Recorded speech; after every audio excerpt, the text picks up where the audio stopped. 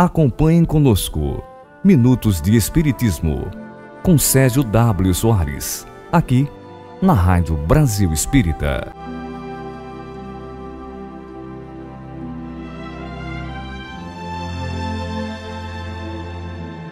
Bom dia, boa tarde ou boa noite, dependendo do horário que você estiver nos assistindo. Meu nome é Sérgio W. Soares e estamos dando início a mais um programa Minutos de Espiritismo, programa especialíssimo. Por que é especialíssimo? Temos aqui um convidado especial, um convidado que vocês já puderam assistir em outros programas, que passa pra gente lições sobre reforma íntima.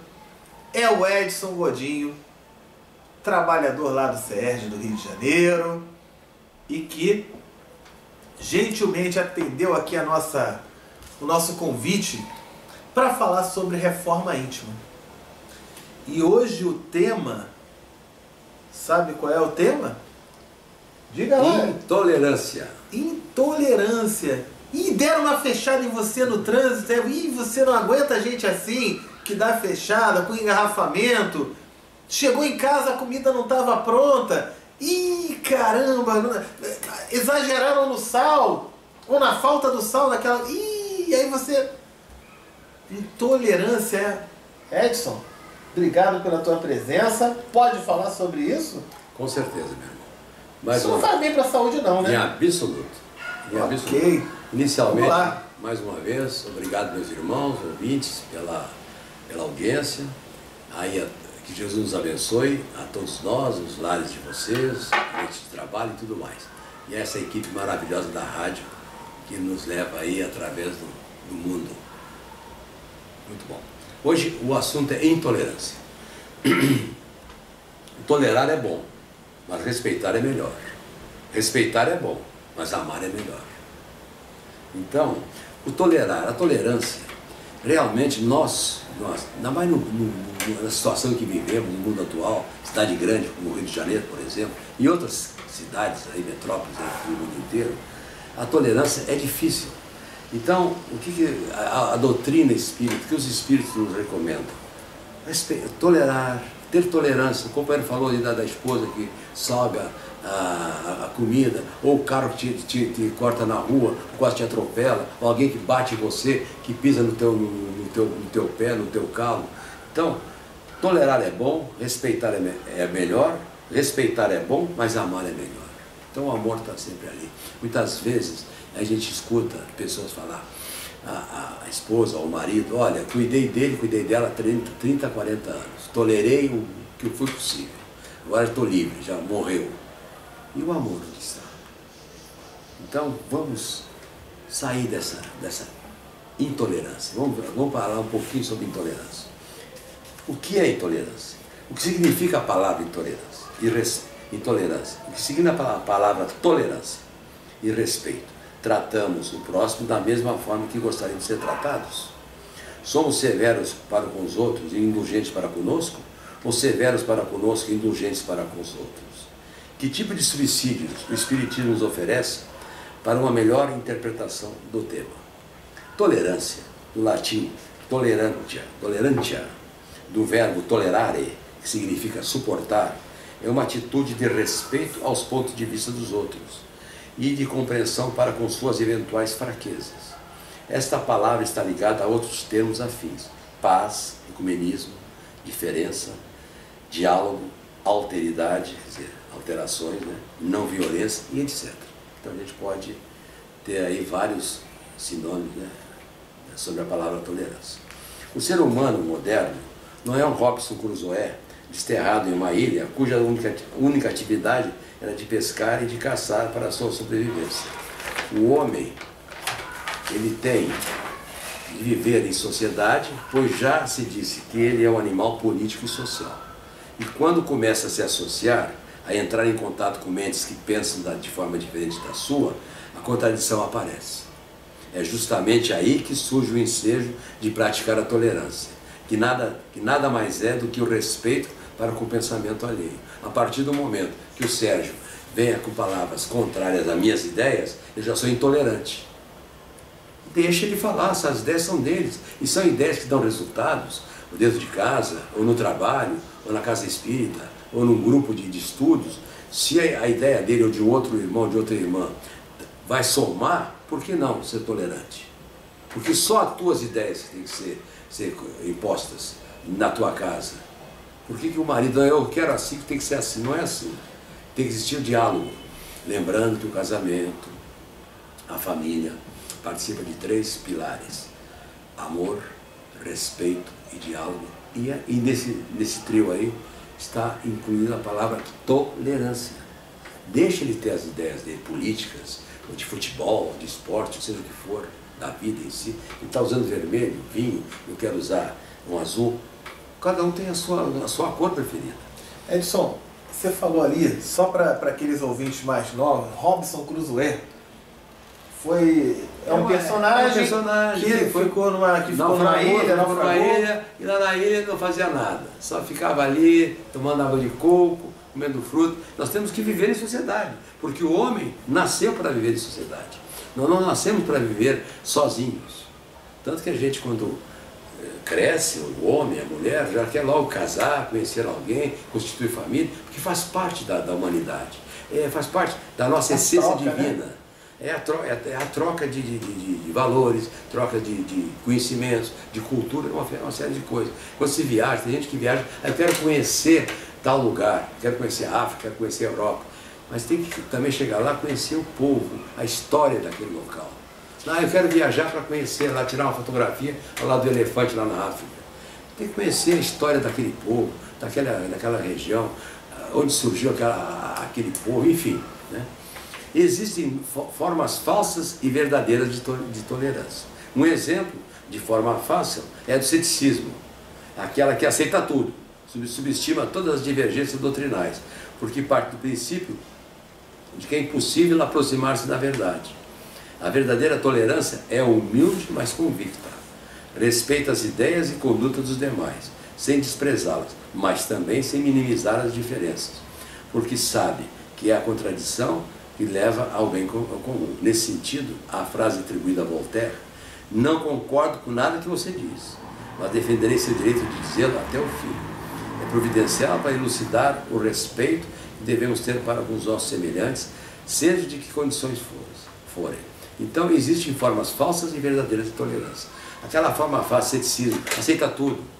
Não, você tem que argumentar, porque na verdade, um grupo trabalha em grupos. Então, por exemplo, a minha ideia, somada com a ideia do Sérgio e de outro, nós vamos formar agora um estudo melhor. Esse programa que nós fazemos aqui, volta e meia nós fazemos uma análise. Então, volta e meia, tudo que se faz na vida, na área profissional, na área doméstica, faz uma reciclagem. A mulher gosta muito disso, né? Fazer mudanças na casa. Hoje pega o sofá, põe o sofá ali, põe a mesa ali, faz a mudança. Então é uma reciclagem, mas sempre pedindo opiniões. Vai pintar a casa, chama os filhos, chama o marido, aí, qual a cor boa nessa parede? Nas empresas, quando há uma reunião para dar condução ao progresso da empresa, ao faturamento, enfim, às vendas, é feito um conjunto de ideias. A melhor ideia, se sair e que der resultado, essa que está valendo.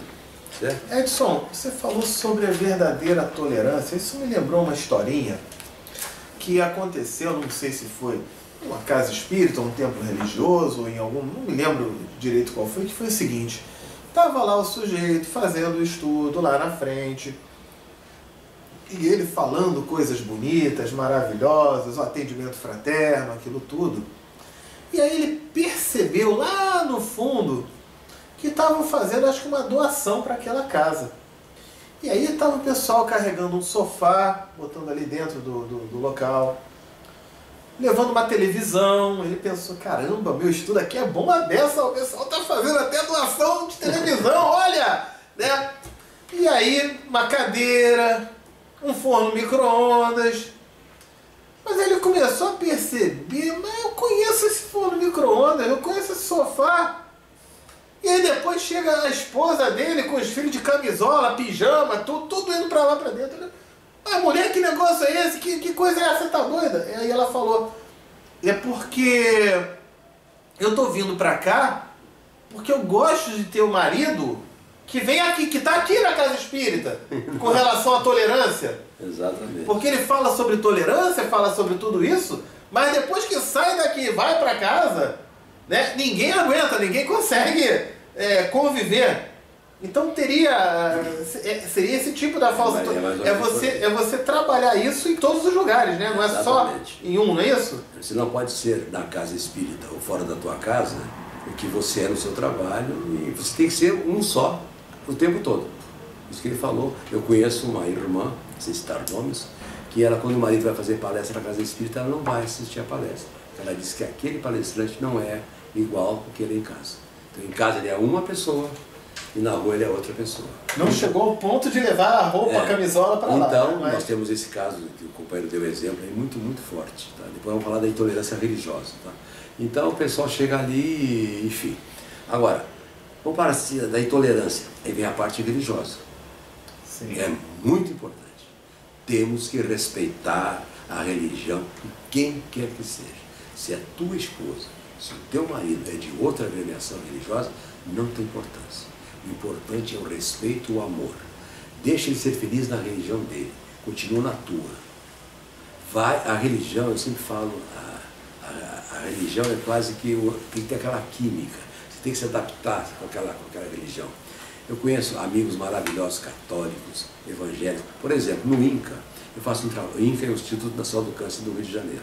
Lá eu faço parte do NAV, Núcleo de Assistência Voluntária Espiritual. Então nós temos 6 religiões: muçulmana, budista, messiânica, católica, evangélica e espírita. Todas essas religiões se unem a um propósito: amar a Deus sobre todas as coisas e ao próximo por ti mesmo, no tocante à visita aos pacientes, aos acompanhantes. Então ali junta-se o espírita com o evangélico, o católico com o messiânico, e vão fazer visitas aos pacientes. Então ali é a verdadeira tolerância religiosa. Só para dar uma rápida aqui, a completa liberdade religiosa é fato recente no mundo ocidental. Antes da reforma, a Igreja Católica aplicava todo tipo de penalidades a quem quer que se desviasse da sua ortodoxia. Quer dizer, era aquilo mesmo, era ortodoxo, tinha que ser o que ela queria. A reforma em 1517 deu início à tolerância, mas não de forma absoluta. Os próprios reformadores não toleravam as teses que combatiam. Aí veio então o protestante, através daquele nosso irmão que agora não está. Esqueci aqui agora, que é muita coisa. Então aconteceu isso. E essa tolerância, quando o protestante, gente, desculpa porque a idade está chegando, que criou a igreja, né? A igreja protestante. Na verdade não é protestante, é evangélicos. Na realidade todos somos evangélicos. A partir do momento que você aceita Jesus, você é um evangélico, né? Então a intolerância religiosa é muito séria. Nós temos aqui no Rio de Janeiro, no Brasil, pessoas que apedrejam templos de espíritos umbandistas, candomblecistas, seja o que for. Então nós temos que tomar muito cuidado e respeito. Por exemplo, eu tenho um casal de jovens que tiveram agora o neném. Ela deu à luz a uma criança. Ela é evangélica, ele é espírita. E eu estava na casa deles uma certa noite, os dois discutindo na minha frente, que a criança era uma menina, né, neném, ia para a religião dela, para a religião dele.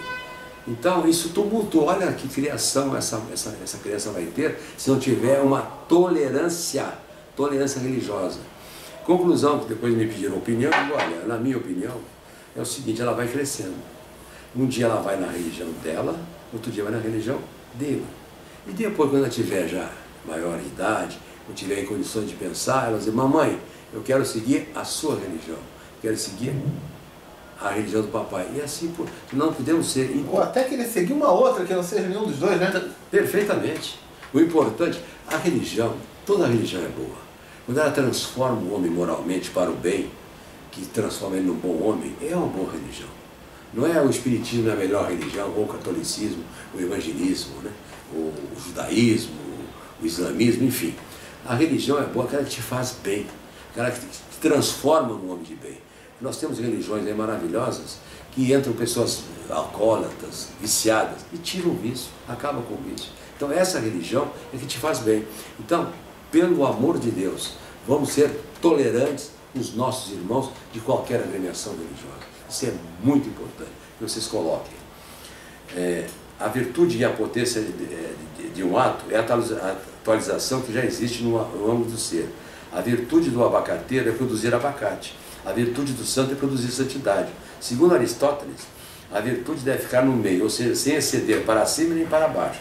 O relacionamento entre o vício e a virtude coloca-nos no frente e além da unidade marginal descrescente, a qual nos ensina que o excesso de uma coisa pode transformar-se no seu oposto. Assim sendo, o excesso de humildade pode transformar-se em orgulho, e o excesso do orgulho pode transformar-se em humildade. Tomemos o exemplo de Paulo. Depois da perda e a recuperação de sua visão no deserto de Damasco, o orgulhoso combatente do Cristo tornou-se seu mais humilde servidor. Então é um exemplo vivo de uma passagem do Evangelho através de Paulo de Tarso, que nós temos que ser tolerantes conosco e com quem nós convivemos. Sejam eles colegas de trabalho, sejam eles parentela, principalmente parentela do lar. De repente, um grupo católico dentro da sua família, aquele filho ou aquela filha quer ser evangélico, quer ser pastor. Qual é o problema? Não tem nenhum problema. É o direito que nós temos. Eu sou espírita desde 62, 54 anos. É uma opção minha. Mas se amanhã depois uma filha, um filho meu, um neto, vai ser daquela, eu vou respeitar. Eu tenho parentes na minha família que são messiânicos, pessoas maravilhosas que eu amo. Inclusive eu tenho um sobrinho que é ministro da messiânica. E quando eu vou na casa dele, eu participo do culto messiânico, ele participa do meu culto do Evangelho no lar. Numa boa. É assim que nós temos que funcionar. Então, vamos ser tolerantes, primeiramente conosco, com os nossos familiares, com as ideias dos outros. Se a ideia for boa, vamos juntar as nossas ideias e formar um grupo forte para levantar. Vamos ser tolerantes, hoje e sempre. Meus irmãos, mais uma vez, obrigado pelas atenções, que Deus ilumine a todos nós. Edson, você falou sobre o Evangelho no lar, de outras religiões. Tem um ponto que é muito interessante colocar, né? Às vezes perguntam, mas pode vir um parente católico e vai participar do Evangelho no lar? Pode, por quê? No Evangelho no lar, em nenhum momento vai estar se abordando sobre a diferença entre as religiões, mas vai estar se abordando o ponto em comum que tem todas elas, que é amor, perdão, fé, caridade, não é isso? Já surgiu, por exemplo, um detalhe de uma palestra que eu fiz sobre o Evangelho no lar, de uma senhora que falou que ela era espírita, o marido evangélico. E que ao participar do culto no lar, ele queria também ler a Bíblia. E nós recomendamos no Evangelho segundo o Espiritismo, que é o Novo Testamento. Qual foi a minha recomendação? Minha irmã, faça o seguinte, já que ele insiste, faz um culto de Evangelho no lar com ele, com a Bíblia, e você lê o teu Evangelho segundo o Espiritismo, e numa outra oportunidade, faz o teu Evangelho com ele. Porque o Evangelho no lar, ele vem para unir, e não para desunir as pessoas. Então, se a pessoa é messiânica, no meu caso, falei do meu sobrinho, quando eu estou lá na cidade onde ele é ministro da messiânica, eu participo do culto diariamente na casa dele, com o maior carinho, e ele, às quartas-feiras, ele participa do meu Evangelho no lar, às 8 horas da noite. Faz parte. Então, esse detalhe aí que o irmão falou, há remédio para tudo, e aí entra a tolerância. Então, se por exemplo, o teu filho, a tua filha participa da catequese da Igreja Católica, participa do catecismo, enfim, faz um culto no lar para ele. E nós temos, inclusive, vários livros infantis que falam sobre o Evangelho no lar. Então, então, agradecer novamente, tá bom? Estamos finalizando, então, o programa de hoje. Fiquem com Deus e até o nosso próximo encontro. Tchau, tchau!